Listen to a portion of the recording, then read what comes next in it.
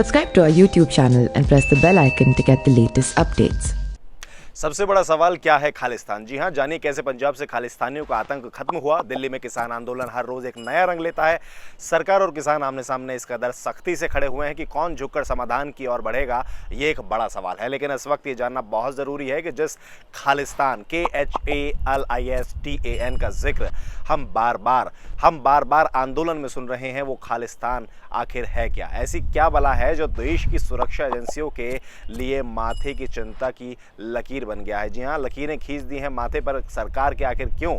जब खालिस्तानियों का जिक्र होता है तो पंजाब में अलगाववाद की बात होती है। आज हम आपको ये सारी कहानी बताएंगे। हम बताएंगे विस्तार से कि आखिर ये खालिस्तान कौन सी बला है। जानिए आखिर पंजाब में कैसे खालिस्तानियों के आतंक को ख़त्म किया गया था, जिसके लिए सरकार और देश की सुरक्षा एजेंसियों को कड़ी मशक्क़त करनी पड़ी थी। जी हाँ, आपको बताते चलें कि जब 1947 में अंग्रेज़ भारत को दो देशों में बांटने की योजना बना रहे थे, तभी कुछ सिख नेताओं ने अपने लिए अलग देश खालिस्तान की मांग की। उन्हें लगा कि अपने अलग मुल्क की मांग करने के लिए ये सबसे सही समय है, क्योंकि बंटवारा हो ही जाएगा। अंग्रेज़ जो है वो दो हिस्सों में बांटना चाहते हैं।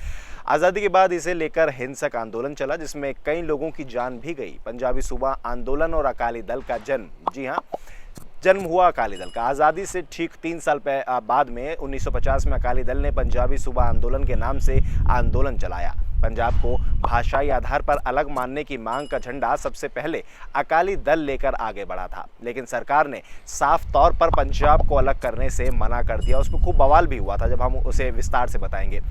ये पहला मौका था जब पंजाब को भाषा के आधार पर अलग दिखाने की कोशिश हुई। अकाली दल का जन्म हुआ। कुछ ही वक्त में इस पार्टी ने बेशुमार लोकप्रियता हासिल कर ली। अलग पंजाब के लिए उग्र प्रदर्शन शुरू हुए। सरकार ने अलग राज्य की बात मानी। 1966 में इंडियन गवर्नमेंट यानी कि भारतीय सरकार ने पंजाब को अलग राज्य बनाने के लिए मांग मान ली, लेकिन भाषा के आधार पर हरियाणा, हिमाचल प्रदेश और केंद्र शासित प्रदेश चंडीगढ़ की स्थापना हुई। जी हाँ, अकाली दल चाहते थे कि पंजाब की नदियों का पानी किसी भी हाल में हरियाणा और हिमाचल को नहीं दिया जाए। सरकार ने इसे मानने से साफ इनकार कर दिया। ये मुद्दा आज भी कोर्ट के फैसलों के बाद विवाद का विषय है। अभी भी इस पर पूरा विवाद खत्म नहीं हुआ है। कब इसे खालिस्तान नाम दिया गया, अब ये बताते हैं। लंबी कहानी बताते चल रहे हैं, आपको पूरी सुनिएगा वीडियो। अलग सिख देश की आवाज़ लगातार उठती रही, आंदोलन भी होता रहा। 1970 के दशक में खालिस्तान को लेकर कई चीज़ें हुई। 1971 में जगजीत सिंह चौहान ने अमेरिका जाकर वहाँ के अखबार में खालिस्तान राष्ट्र के तौर पर एक पेज का विज्ञापन प्रकाशित कराया और इस आंदोलन को मजबूत करने के लिए चंदा भी मांगा। जी हाँ, बाद में 1980 में उसने खालिस्तान राष्ट्रीय परिषद बनाई। जी हाँ, और उसका मुखिया भी वो बन गया। लंदन में उसने खालिस्तान देश का डाक टिकट भी जारी किया। इससे पहले 1978 में जगजीत सिंह चौहान ने अकालियों के साथ मिलकर आनंदपुर साहिब के नाम संकल्प पत्र जारी किया, जो अलग खालिस्तान देश को लेकर था। जरनैल सिंह भिंडरावाले का उदय ये कैसे हुआ? 80 के दशक में खालिस्तान आंदोलन पूरे उबार पर था। अकाली दल कमज़ोर पड़ गया था और दमदमी टकसाल ने इस आंदोलन को पूरी तरह हाईजैक कर लिया था। विदेशों में रहने वाले सिखों के जरिए आर्थिक और नैतिक समर्थन मिल रहा था। इसी दौरान पंजाब में जरनैल सिंह भिंडरावाले खालिस्तान के सबसे मजबूत नेता के रूप में उभरा। उसने गोल्डन टेम्पल के हरमंदिर साहब को अपनी गतिविधियों का केंद्र बनाया।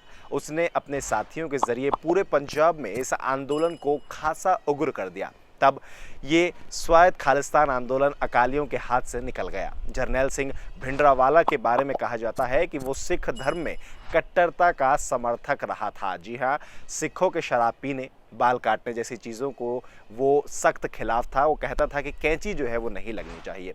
जब भिंडरावाले ने पूरे पंजाब में अपनी पकड़ बनानी शुरू की तो अराजकता का दौर भी शुरू हो गया। साल 1980 से 1984 के बीच पंजाब में आतंकी हिंसाओं में ज़बरदस्त बढ़ोतरी हुई। 1983 में डीआईजी अटवाल की स्वर्ण मंदिर परिसर में ही हत्या कर दी गई। इसी साल भिंडरावाला ने स्वर्ण मंदिर को अपना ठिकाना बना लिया। सैकड़ों हथियारबंद सुरक्षाकर्मियों से वो हमेशा घिरा रहता था। साथ ही हथियारों का जखीरा भी वहां जुटाया जाने लगा। कह सकते हैं कि मंदिर को किले में तब्दील करने की तैयारी जो थी वो भिंडरावाला ने शुरू कर दी थी। इसके बाद आया operation blue star. Operation blue star क्या था?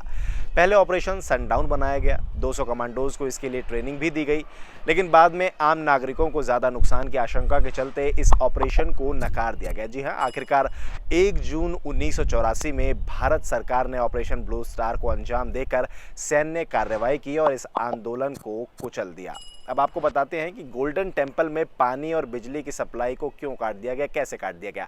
दरअसल स्वर्ण मंदिर के अंदर 6 जून 1984 को व्यापक अभियान चलाया गया। भारी गोलीबारी के बाद जर्नैल सिंह भिंडरावाला का शव बरामद कर लिया गया। 7 जून 1984 को स्वर्ण मंदिर पर आर्मी का कंट्रोल हो गया।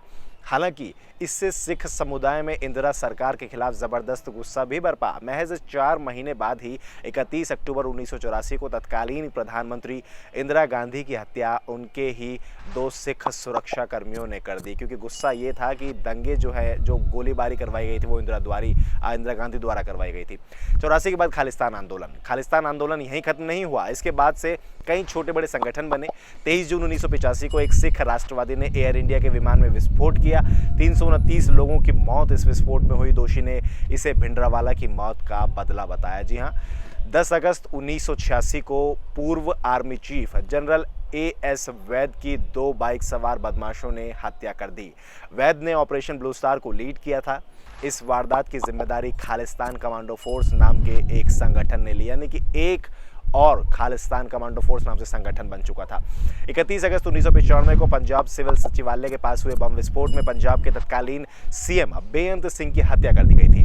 राष्ट्र में 15 से ज़्यादा लोगों की मौत हुई थी। आपको ये भी बताते चलें कि इन सभी घटनाओं को खालिस्तान आंदोलन से जोड़कर देखा जाता रहा है और देखा जाता है।